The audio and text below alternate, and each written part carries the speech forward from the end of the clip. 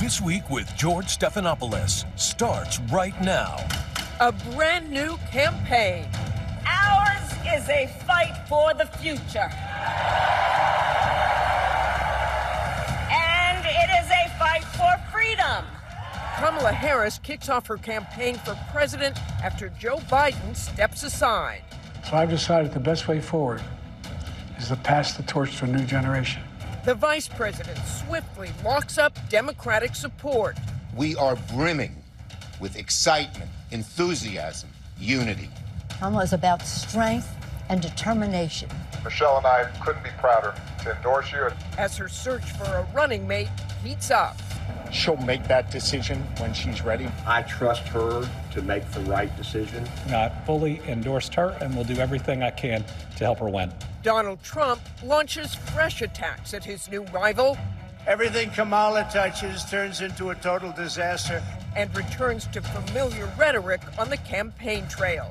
If you don't mind, I'm not going to be nice. This morning, the latest on the race for the White House, just 100 days to the election. Our exclusive interviews with Democratic Governors JB Pritzker and Wes Moore, and Republican Governor Chris Sununu. Plus, results from our brand new poll and analysis from our powerhouse roundtable. From ABC News, it's This Week. Here now, Martha Raddatz. Good morning and welcome to This Week. We are keeping a close eye on the Middle East this morning after Israel responded overnight to the deadliest attack on an Israeli-controlled area since October 7th. 12 children were killed by a rocket launch from Lebanon that hit a soccer field in the Golan Heights. Benjamin Netanyahu cut his trip to the U.S. short and is now back in Israel. But we begin with this wild U.S. presidential election. We are officially 100 days to Election Day, and you can be forgiven for needing to catch your breath after the transformational events of the past 31 days. It was just 1 month ago that the 2024 race was turned on its head by President Biden's catastrophic debate performance, leading to a drumbeat of calls for him to leave the race. Just 2 weeks ago, an attempted assassin tried to take the life of former President Trump, but he rose up with defiance heading into the GOP convention with seemingly all the momentum behind him and the new Trump-Vance ticket. And it was just 1 week ago that President Biden did what he said only the Lord Almighty could make him do, announcing he was leaving the race and giving his full support to his vice president, Kamala Harris. A tidal wave of endorsements followed, putting Harris on track to be the second woman in history to be a major party nominee, just 8 years after Hillary Clinton was defeated by Donald Trump. This morning, our brand new ABC News Ipsos poll shows Harris getting a real bounce. Her favorability rating among all Americans up 8 points in just 1 week. The number's even better among independents, with her favorability rising from 28% to 44% since Biden left the race. And there appears to be new enthusiasm for Harris, with 48% enthusiastic about her as the Democratic nominee, compared to 39% enthusiastic about Trump as the GOP nominee. It has been a stunning turn of events in a presidential race that has defied expectations. To help us make sense of this wild week, let's turn to ABC senior national correspondent Terry Moran. Good morning, Terry. Good morning, Martha. It's hard to believe that it's been just a week since President Biden ended his bid for re-election and transformed this campaign. And now with Vice President Kamala Harris having basically locked up the Democratic nomination for president, this race for the White House has been radically transformed. A brand new ballgame with just 100 days to go until Election Day. It was the rematch so many Americans did not want until suddenly, after weeks of mounting pressure to end his re-election campaign, President Joe Biden passed the torch to Vice President Kamala Harris. And Harris got right to it, arguing her case against former President Donald Trump before a fired-up crowd in the battleground state of Wisconsin. I took on perpetrators of all kinds. Predators who abused women, fraudsters who ripped off consumers, cheaters who broke the rules for their own gain. So hear me when I say, I know Donald Trump's type. And in an Oval Office address to the nation, President Biden laid out the stakes in this race as he sees them. I ran for president 4 years ago because I believed and still do that the soul of America was at stake. The very nature of who we are was at stake. And that's still the case. By Monday night, Harris already had commitments from enough delegates to secure her party's nomination, and top Democrats quickly rallied around her. Kamala Harris is a common sense leader who knows how to deliver real results. She is capable, officially, personally, and politically, to lead us to victory in November. Kamala. And on Friday, the most popular Democrats in the country, former President and First Lady Barack and Michelle Obama, endorsed Harris, capping off a historic week where her campaign raised $200 million. After spending years attacking Joe Biden, Donald Trump is now forced to refocus his attention on Harris. We have a new victim now, Kamala. She was a bum 3 weeks ago. She was a bum. She is a radical left lunatic who will destroy our country. A prime target for the GOP attacks on Harris, her role working with governments in Latin America to address the root causes of migration across our southern border. The one job Kamala had was the border. That's the only job, and it was the biggest disaster in all of border history. The candidates' vice presidential nominees could be pivotal in what's expected to be a very tight race.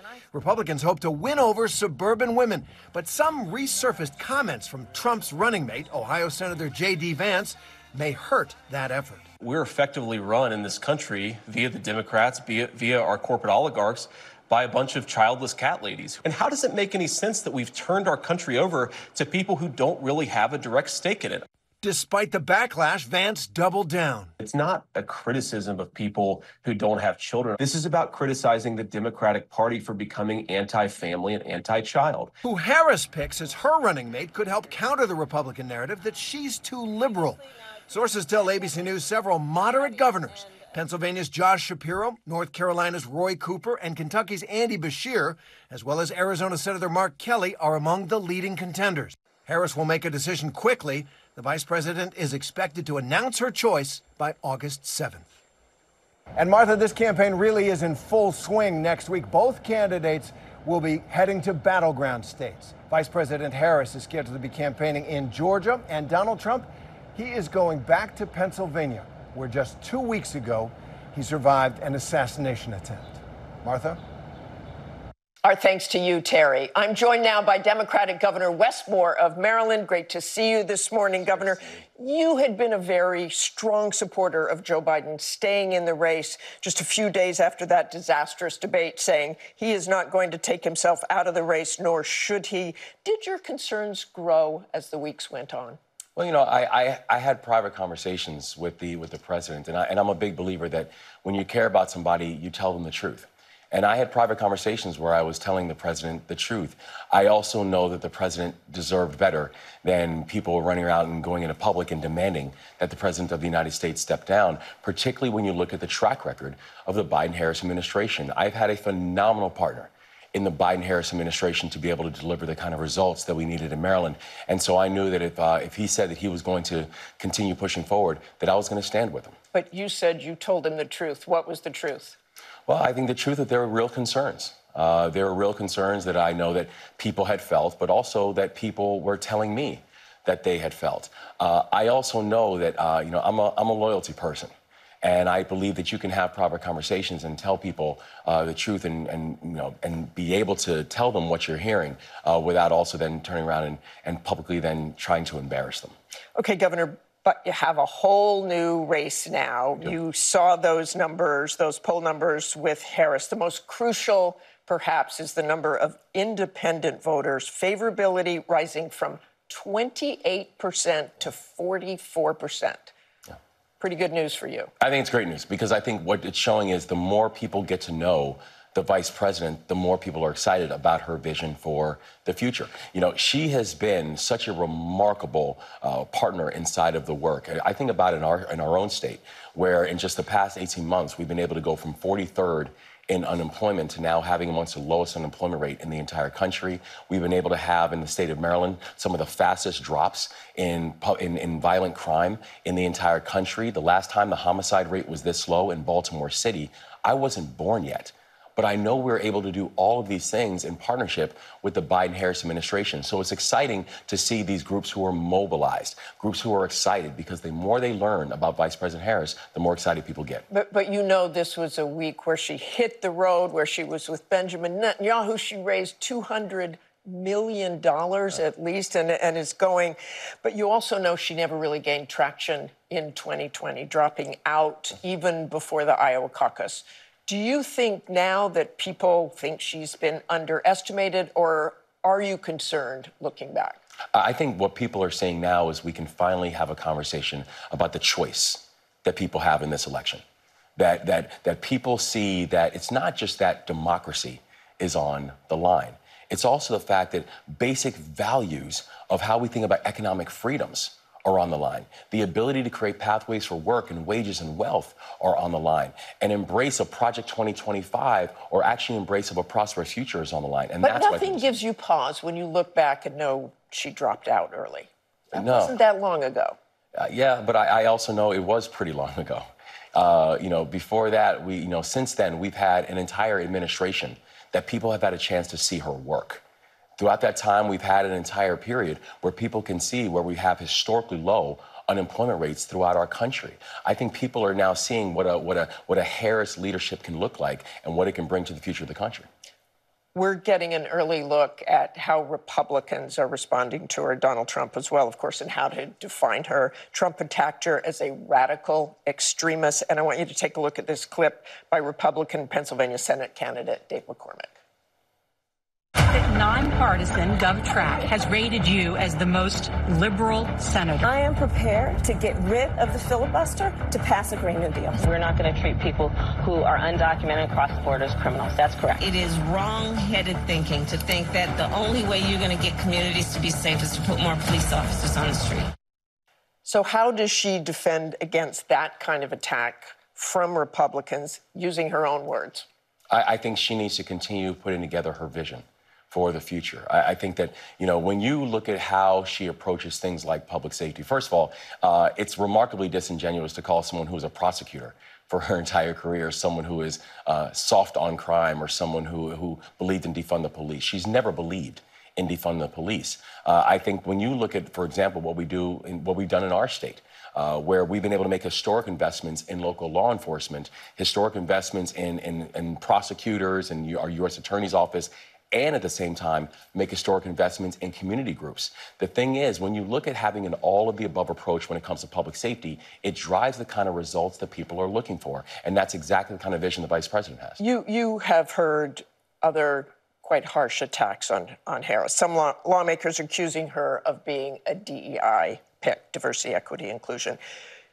I was interested because you said when you chose your lieutenant governor, you did not check a box. Correct. Did President Biden open her up to this kind of criticism when he announced, even before he chose her as VP, that he would prefer a person of color and would choose a woman? I think the president chose someone he believed was going to be his best partner, and someone who is brilliant, and someone who is prepared.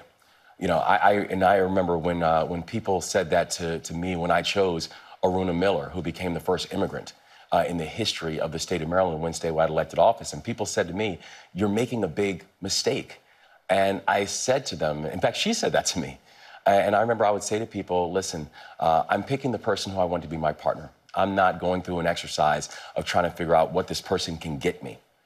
And frankly, if a person was not going to vote for me because I selected a woman of color as my running mate, they were never going to vote for me in the first place.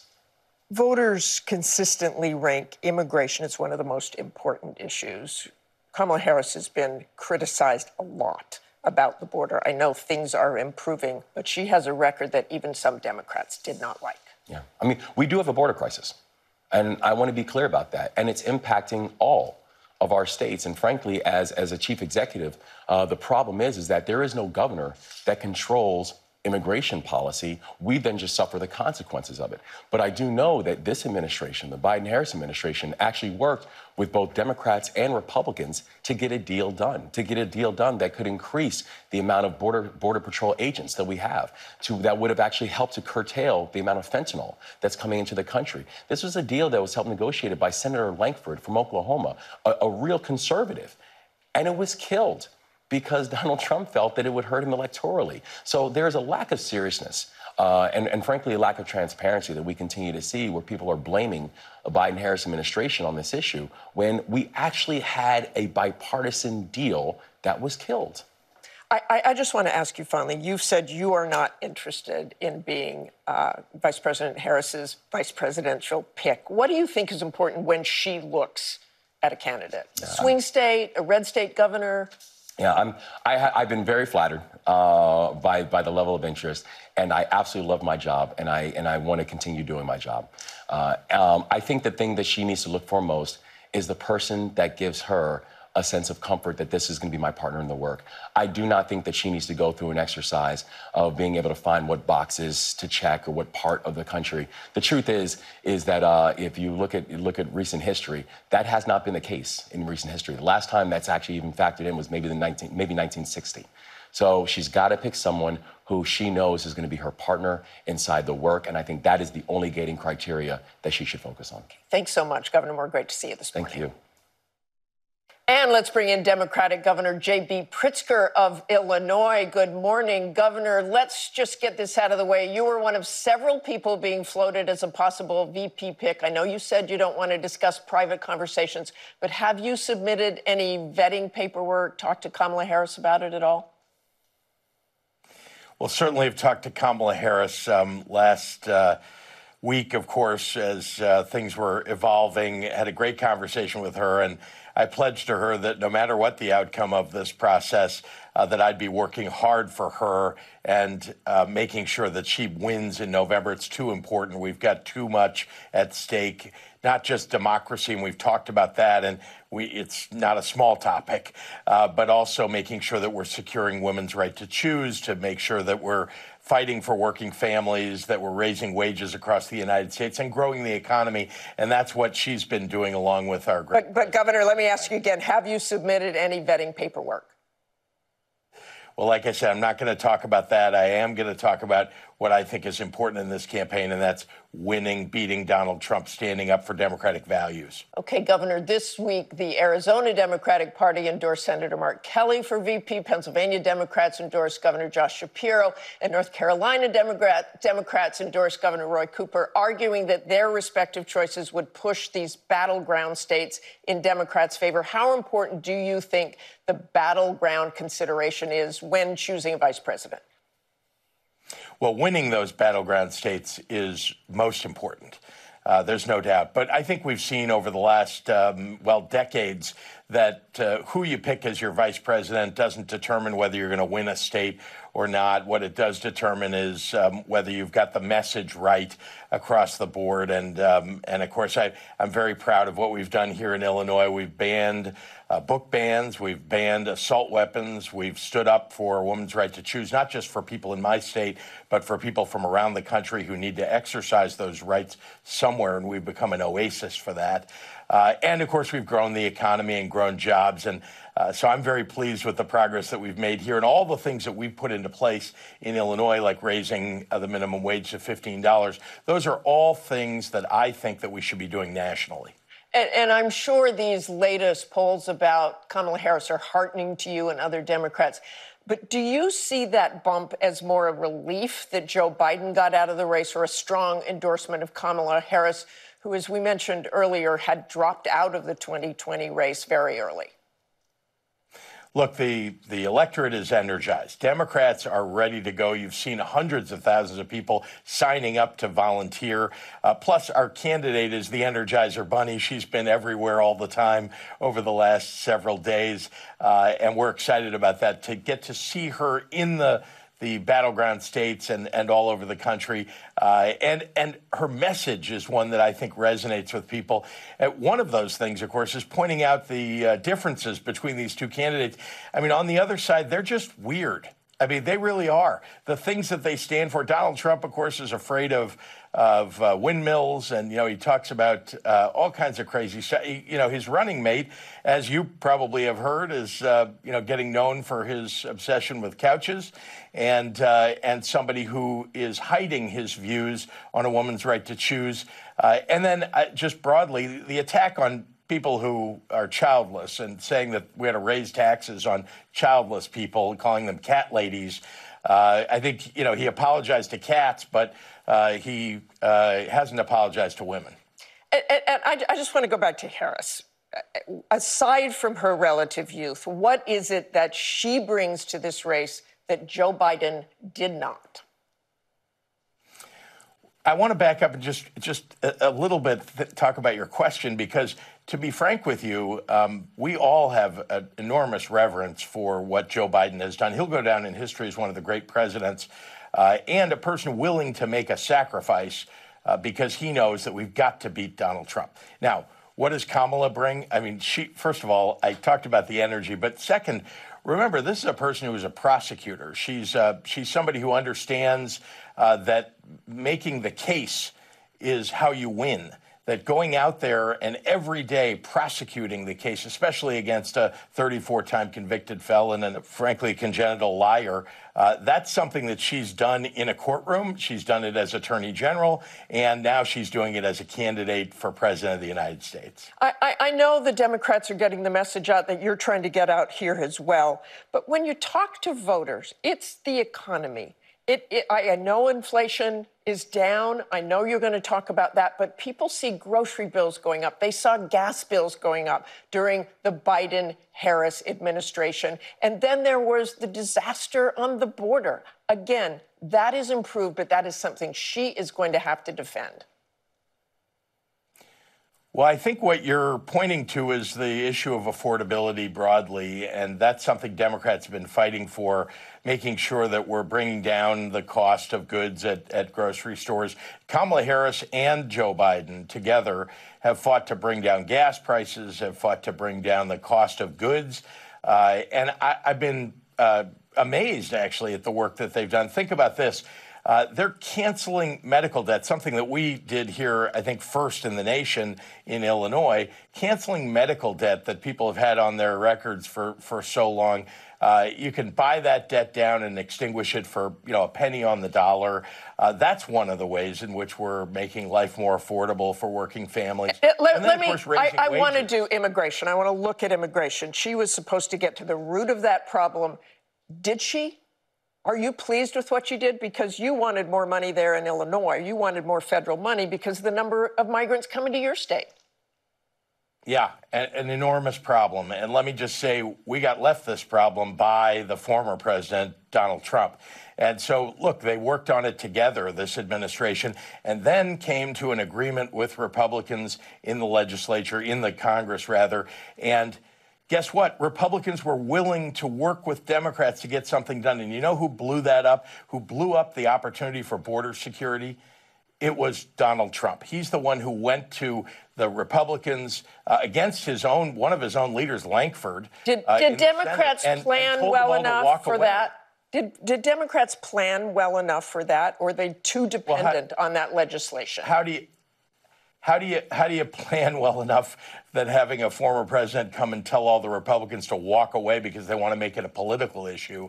The fact is that there's only so much that a president can do by executive order. That's why he went to the Congress. That's why they went and asked for bipartisan legislation, which they were on the verge of getting done, but Republicans walked away. They don't really want to solve this problem. They just think they want a political issue. The reality is it's going to boomerang back on them because they're the ones who created the issue in the first place during Donald Trump's term, doing absolutely nothing about it, and then walking away when we had an actual solution on the table. Okay, Governor, I thank you for that. It's going to continue to be an issue, no doubt. We'll see you there in Chicago in a few weeks.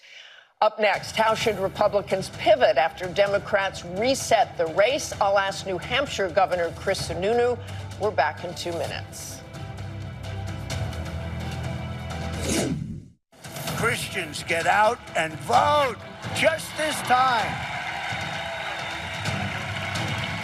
You won't have to do it anymore. 4 more years, you know what? It'll be fixed. It'll be fine. You won't have to vote anymore, my beautiful Christians. I love you, Christians. I'm a Christian. I love you. Get out. You got to get out and vote. In 4 years, you don't have to vote again. We'll have it fixed so good you're not going to have to vote. Former President Trump facing some backlash for those comments Friday night, saying his supporters won't have to vote again in 4 years. I'm joined now by the Republican governor of New Hampshire, Chris Sununu. Governor, what the heck did he mean there? Well, I think that was a classic Trumpism, if you will. I think he's just trying to make the point that this stuff can be fixed. Obviously, we want everybody to vote in all elections, but I think he was just trying to make a hyperbolic point that it can be fixed as long as he gets back into office and all that. But, classic Trump right there. Okay. And just days, let's turn to President Biden and Kamala Harris. Just days before President Biden ended his campaign, you said if he was replaced on the ticket, it would be more difficult for former President Trump. You saw those polls with Kamala Harris, especially those independent numbers. So how much more difficult will it be for President Trump now that Kamala Harris is in the race? Yeah, well, this is the honeymoon, right? I mean, this is the honeymoon period. They had, the courage to push him off the ballot. Vice President Harris is in there. The media is fawning. Everyone's excited. It's a whole new race. That's all very true, and that's going to last for about 30 days. There's no question. I think the Democrats can take that momentum into the convention. The first poll, I believe, that will actually matter, if I may, is the Wednesday after Labor Day, right? So you're going to have this 30-day honeymoon period. Things will settle. Folks will get back, talk to their family and friends, come off a summer vacation, put their kids in school, all of that sort of stuff. And then they'll start really thinking about what this race really means. And you're going to get back to numbers you saw about a month before the original debate, which is essentially a neck-and-neck race, or at least within the margin of error. Probably Trump up by a little bit nationally. Some of the swing states all in play. And it's going to come back to issues. I think you brought up this point very well with Governor Pritzker. The border issue, the inflation issue, these are still very real issues. It isn't just going to be about, well, we need to vote for Vice President Harris because she's a woman, or we need to vote for her because it's just a change and it's not Donald Trump. Okay, but one of those issues that doesn't carry. One of those issues that you've already seen Kamala Harris address is former President Trump's 34 felony convictions. She is starting to frame her campaign as a prosecutor taking on a criminal. A Reuters Ipsos poll conducted after Trump was found guilty found that 1 in 4 independents said that Trump's conviction made them less likely to support him in November. Those are pretty serious numbers. Those aren't changing after Labor Day. Well, I would disagree in that, I think a lot of us thought that the trials and the convictions would all have serious impact. They didn't. Look at the numbers before the debate. Trump was still winning. They have very little impact. And I would almost warn the Democrats. It's the independents you need. Let me read it again. 1 in 4 independents said that Trump's conviction made them less likely to support him in November. You need all those votes if you're going to win. Which means 3 and 4 don't care, Martha. That means 3 and 4 don't care. They care about the fact that they have record credit card debt. They see the border crisis out of control, and that falls directly on her and her administration. They see the migrant crisis, the homelessness crisis, the lawlessness crisis in this country. With all due respect to JB Pritzker, he can brag about Illinois and Chicago all he wants. Everyone's moving out of the Chicagos. 9 straight years of decreasing population for Chicago and Los Angeles and New York. And that's because of bad policy. So she's going to have to deal with policy. If you want to talk about January 6th election denial and the trials, that's all been out there for America to absorb for the past 3 years, and it hasn't moved the numbers. And Governor, what you're going to have to deal with, what the Republicans are going to have to deal with, is not just sticking to the issues, but the kind of campaign that Donald Trump is running. Let's listen. So now we have a new victim to defeat, Lion Kamala Harris. She would be the most radical far-left extremist ever to occupy the White House times 10. There's never been a lunatic like this in the White House. She is a threat to democracy, a true threat to democracy. She'll destroy our nation. You had said Republicans should stick to the issues, stick with unity, stick with positivity, which is how the Republican convention started. Has Donald Trump missed an opportunity here? He's missing it now, but hopefully they can get back on track. I think he was on track for a couple months there. I think that the change in the campaign has kind of fired him up to go against her personally. Even Vivek Ramaswamy, who I don't agree with him on much of anything, hit it right on the head when he said, stop. You have to stop the personal attacks. We have too much that we can win on when it comes to issues and policies. But I would also reflect to Joe Biden's statement this past week, right? He made his 15-minute statement, and all it was vote for Democrats or you don't believe in democracy. Vote for Democrats or democracy is ruined. Trump just said it there. Biden said it. Those are dangerous words. They're not applicable. I guarantee you one thing, no matter who wins on November 5th, the sun will come up on November 6th. We're going to be okay as a nation. Our institutions are going to stand strong. So let's get our candidates talking about those issues. And I think, again, you've hit it right on the head. Do you really... What's affecting the average American? Do you really think you can get Donald Trump to stick to the issues? If you had all those people saying, let's talk about unity, let's talk about unity, and then you had some Republican officials and commentators attacking Harris over her gender and race, what would you say to those people who said she was a DEI candidate?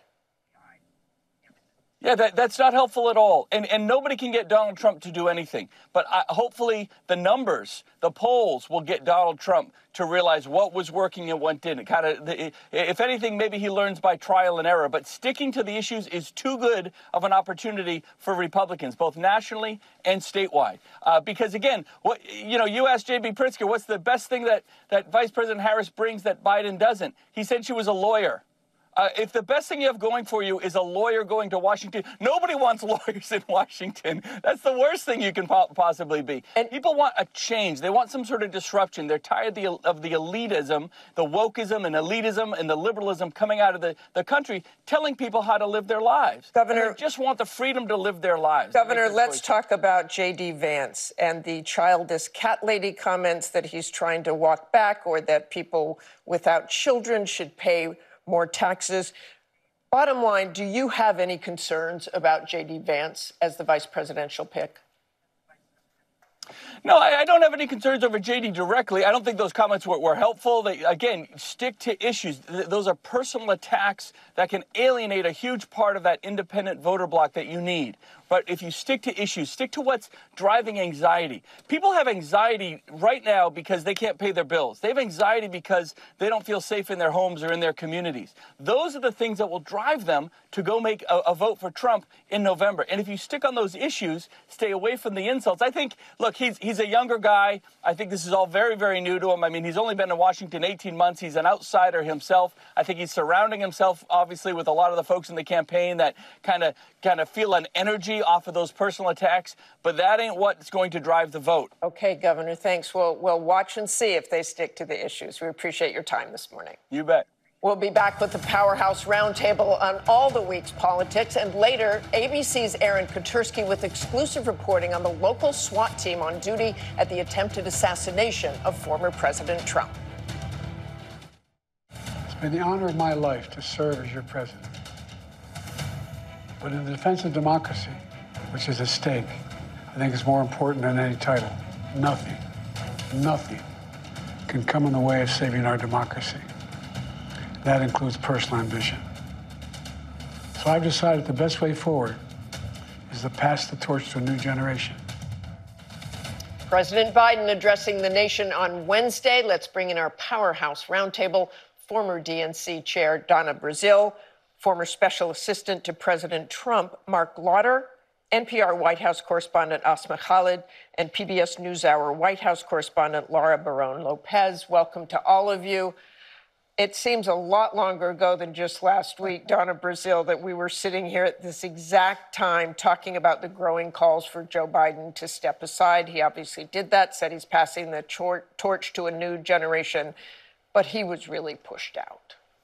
You know, Martha, when I sat here last Sunday, all I was thinking about, and Mark, you'll appreciate this, I was thinking about the delegates, because later that afternoon, the Credentials Committee, we had a vote to confirm the delegates. He decided to step back a few minutes before our vote, but still his delegates held and the money didn't dry up. It's been a very interesting week, a selfless act of patriotism on behalf of the president. But I want to tell people that the Democratic Party, we're the party of the future. We're not prisoners of the past. We're not sitting around writing ads or drawing a picture that's dark and dreary.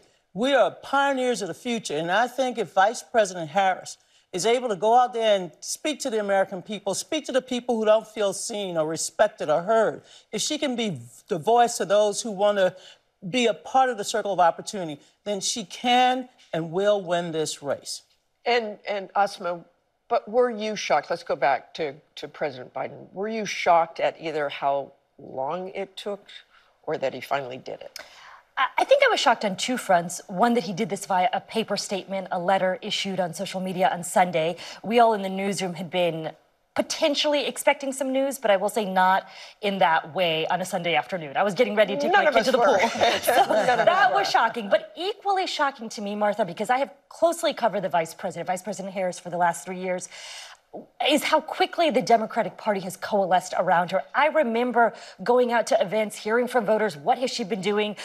Frankly, hearing some calls within the Democratic Party that she ought to be dropped from the ticket altogether. So to witness how quickly the party, the money, the volunteers have coalesced around her has also been a surprise to me. It is not what I heard covering her these last, I would say particularly the first 2 years of her vice presidency. That's what's been stunning. I've talked to Democratic organizers in Arizona, in Wisconsin, in Georgia, people who are not technically attached to the Harris campaign. And they've said that the change is night and day, that when they were out knocking doors, when Biden was the candidate, they were met with reluctant voters who wondered if he was going to drop out, ones who said they weren't sure if they were going to vote. And now, when they're knocking doors in the days since, they said that the energy is totally different, it's palpable, and that these voters are much more excited. They're asking questions about Harris, and that they're saying that they think that they may actually vote again this election cycle. So it's a big... And Mark, I'm sure you're loving hearing all of this. But look, the voters, in large part, did not want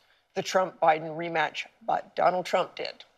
Well, I don't think it really matters either way because, the donors, the volunteers, the door knockers may change. The policies don't. There was a reason why Joe Biden was the most unpopular president in 70 years and Kamala Harris was the most unpopular vice president since they started tracking that metric. It's because of inflation, grocery prices, gas prices, the border. Kamala Harris owns all those policies, and when you actually start looking at what her plans are, we can go back to her 2020 presidential campaign. She's even more radical than Bernie Sanders. Defund the police, anti-fracking. She believes in decriminalizing the illegal border crossing, wants seniors to wait in line for Medicare along with illegal immigrants. Well, those are radical I'm going to go right to you, Donna. One second, we'll let you finish that thought. I'm ready for this. I'm so ready for this because you know what?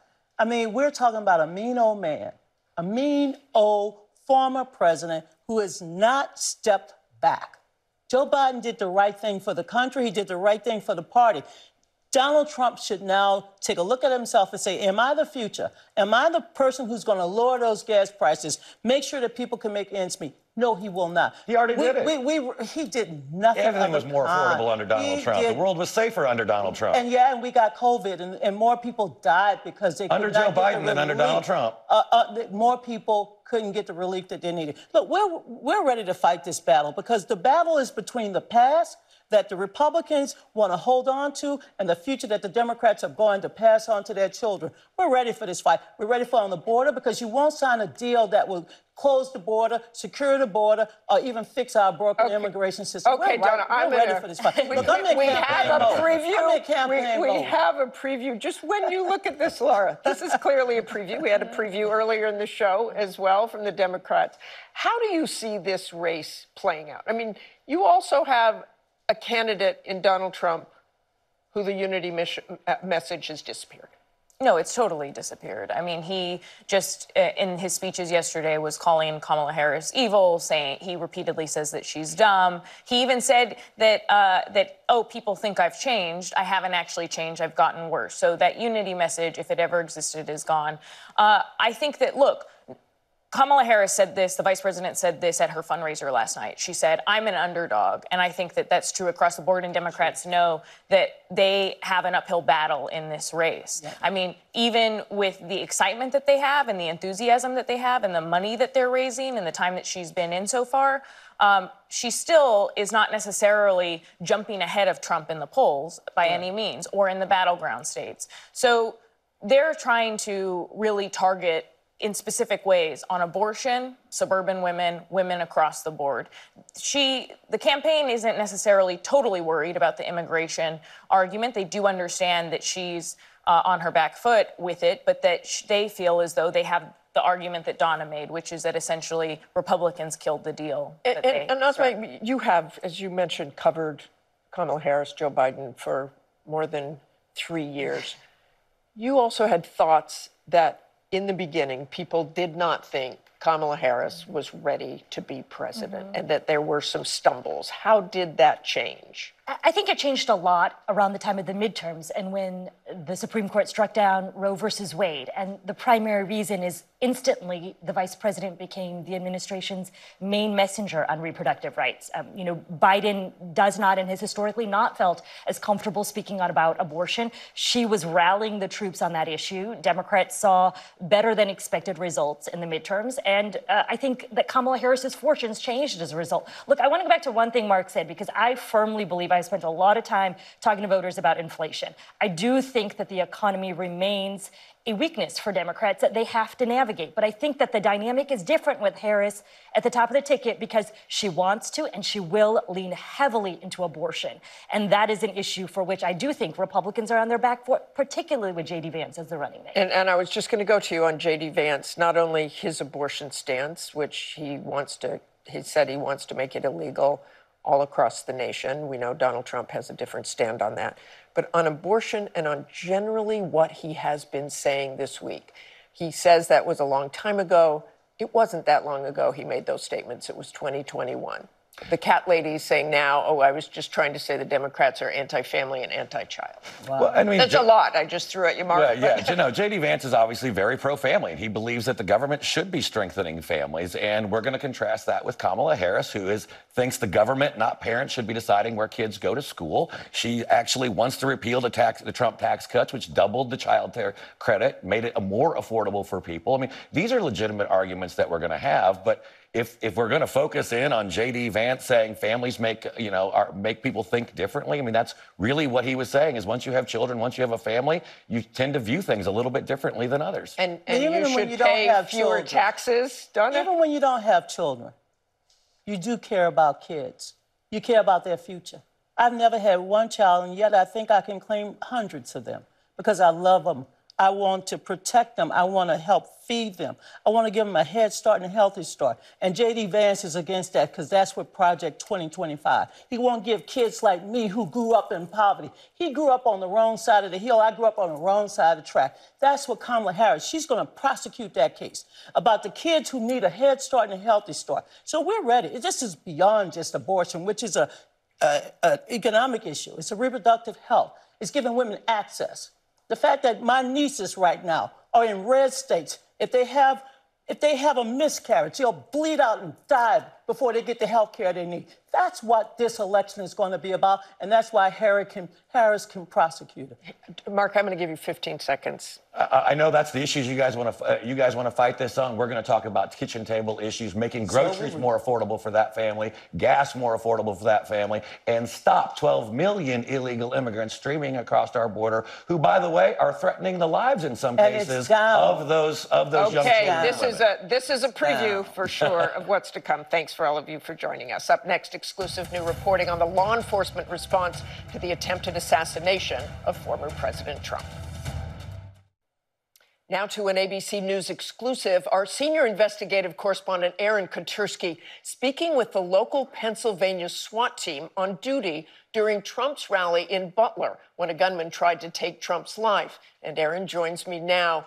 And Aaron, you interviewed the local SWAT team tasked with supporting the Secret Service at that rally in Butler 2 weeks ago. They played some key roles that day, along with the DA and chief of detectives overseeing the team. I want to play what the lead sharpshooter of the team told you. Let's listen. We were supposed to get a face-to-face briefing with the Secret Service snipers whenever they arrived, and that never happened. So I think that that was probably a pivotal point where I started thinking things were wrong, because that never happened, and we had no communication with the Secret Service. You had no communication with the Secret Service at all on that Saturday? Not until after the shooting. And by then? It was too late. Aaron, first, can you tell us where that SWAT team was located, and give us a sense of your conversation with these local law enforcement officials and what they're saying about the communication breakdown? This is even as the gunman was identified as suspicious ahead of the shooting. This is the SWAT team from Beaver County, Pennsylvania, Martha, that identified Thomas Matthew Crooks as suspicious. They were located on the second floor of the building that Crooks eventually used as his perch. And that's where they were assigned to be. From that vantage point, they could see into the crowd, but they could not see Crooks on the roof. And they say it wasn't a matter of the roof being sloped or the weather being too hot for them to be up there. They were assigned to and told by the Secret Service to be on the second floor. Once they tried to identify him as suspicious, they sounded the alarm. They sent text messages with a description. They took pictures of him. They tried to track his movements. But none of that ever reached the decision makers on the ground, Martha, because they say there was no communication with the Secret Service. And from the get-go, they say it was evident that they were somewhat isolated in their position. So, Aaron, how they're responding to this idea that it was the local officials who failed at securing this event, including the roof of the building where the gunman took his shots. And they'll take some of the failure. They say that they did fail that day because somebody was killed, the former president was shot at. But they say they were not in charge of making decisions about their own movements. One of the snipers told me that if he had his druthers, he would not have been where he was positioned because he didn't think it was a very effective place to be. And now they are living with what they consider to be quite a heavy burden. They're willing to admit their failures, Martha, but they say this is not entirely on them. And so much still to look into. Thanks so much, Aaron. You can see more of Aaron's exclusive reporting tomorrow morning on GMA. That's all for us today. Thanks for sharing part of your Sunday with us. Check out World News Tonight and GMA, and have a great day.